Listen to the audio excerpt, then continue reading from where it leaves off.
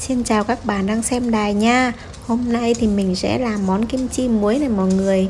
Cái kim chi ở trong chậu này á, mình đã ướp muối sẵn rồi để cho cái teo cái kim chi là teo cái cải thảo lại á, tí ướp sẽ ngon đó mọi người.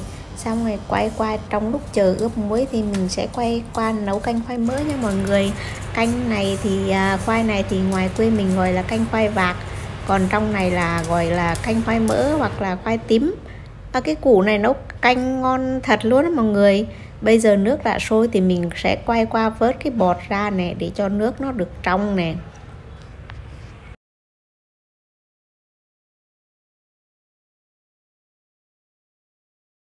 Và bên này thì cái nồi cá nục kho lúc nãy giờ nó đã chín rồi, mùi thơm phưng phức rồi mọi người ơi. Cá nục này kho sao mà cá khụ nục này kho xong rồi chắc khoảng được 30 phút rồi mọi người. Xong rồi mình sẽ lật đều trở con cá cho nó đều ra nè. Nêm nếm xem đã vừa gia vị chưa. Quay qua bên này sẽ bỏ canh khoai mỡ vô.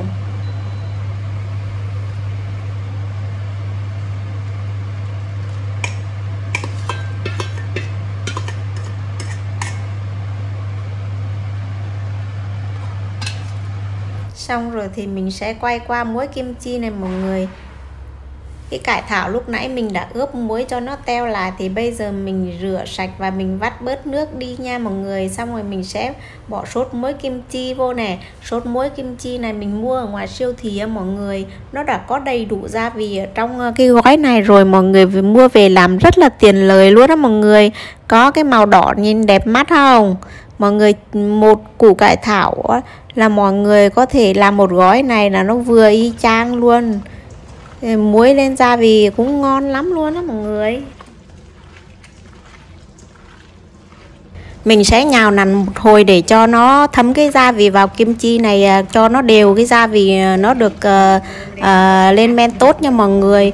Mọi người nhà đông người thì có thể làm nhiều để sẵn để mà ăn dần á, bởi vì làm cái này cũng rất dễ mà ăn cũng rất là ngon luôn đó mọi người. Mọi người ăn với thịt nướng hoặc là thịt kho gì đó thì nó không bao giờ bị ngán luôn đó mọi người. Nói chung là có kim chi trong nhà rất là dễ ăn luôn đó mọi người, ăn cái gì cũng được luôn nữa.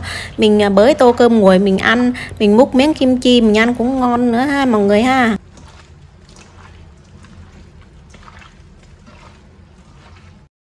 Sau khi làm xong rồi mình bỏ vào hũ này nè mọi người. Xong rồi mình sẽ để ở ngoài một ngày cho nó lên men chua nha mọi người.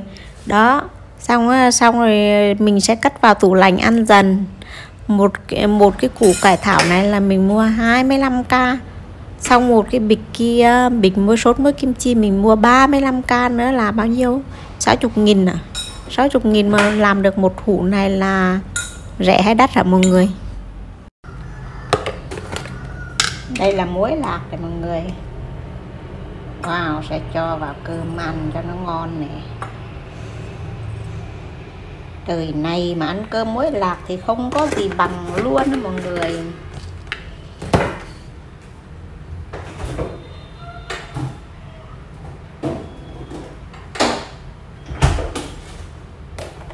Xong rồi đây sẽ là kho cá mờn khô. Wow, trời này mà ăn cá khô thì còn gì bằng nè mọi người.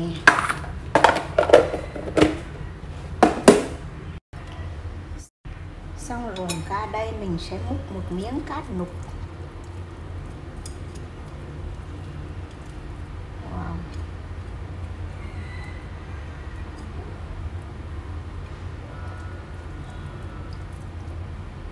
Rồi. Xong rồi bây giờ đi ăn cơm thôi. Mời cả nhà ăn cơm với mình nha. Ăn một mình chứ mấy đứa nhỏ đi học cho về đói bụng quá.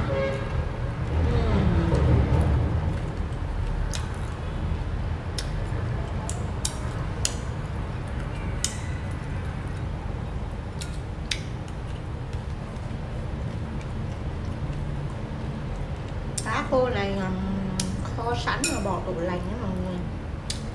Cá khô mờm này nhỏ nhỏ nhưng mà ăn ngon lắm, nhỏ xíu vậy. Nhỏ xíu bằng que tăm luôn nhưng mà ăn ngon cực kỳ luôn đó mọi người.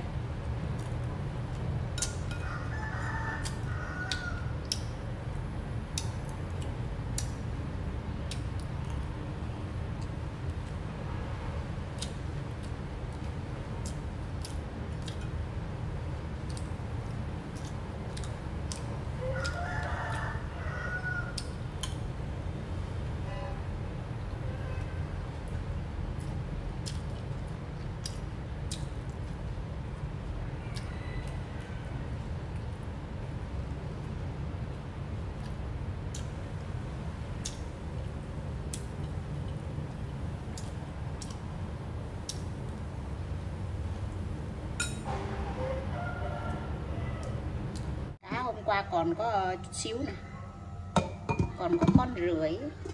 Còn hôm nay mình sẽ nấu canh mồng tơi.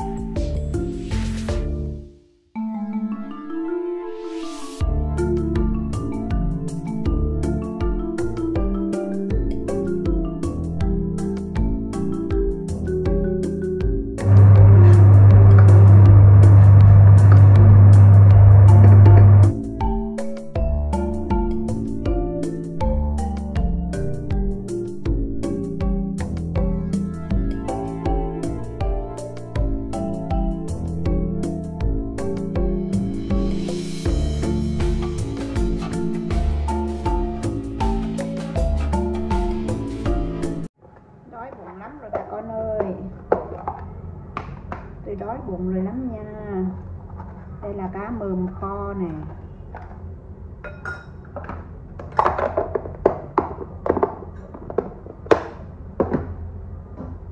Xong rồi cho vài trái cà chua nè.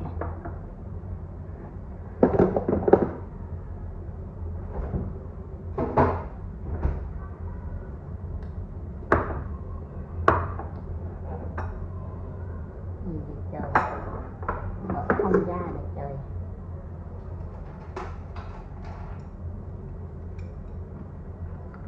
Xong rồi bên này tôi sẽ cho mấy miếng gọi là gì, kim chi nè.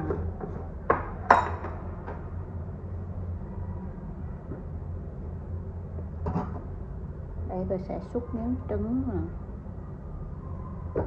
Rồi như vậy là ok luôn đó mọi người. Xong rồi đây tôi sẽ rắc một ít muối lạc nè trời. Wow, nhìn chén cơm của tôi có ngon không mọi người?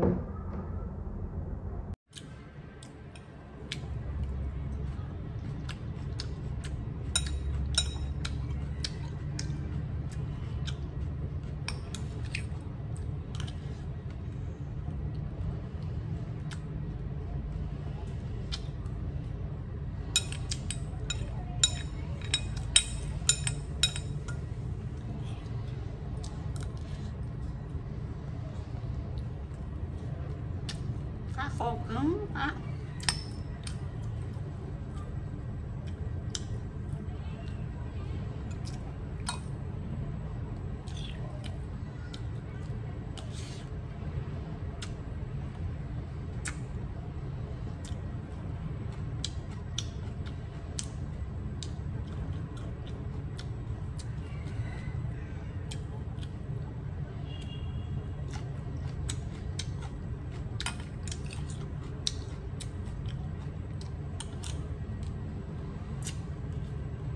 Trời sắp mưa rồi, trời âm u.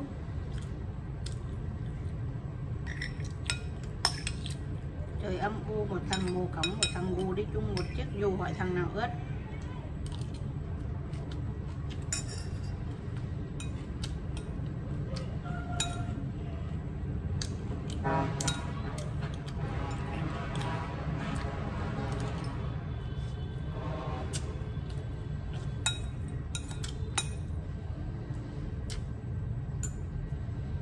Ăn xong thì làm bát canh cho nó nóng hổi bà con ơi.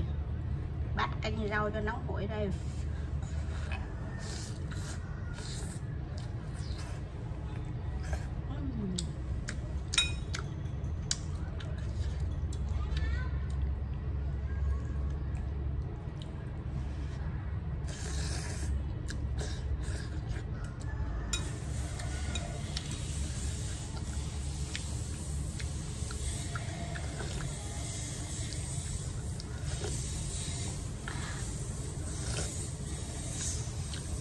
Nóng bát.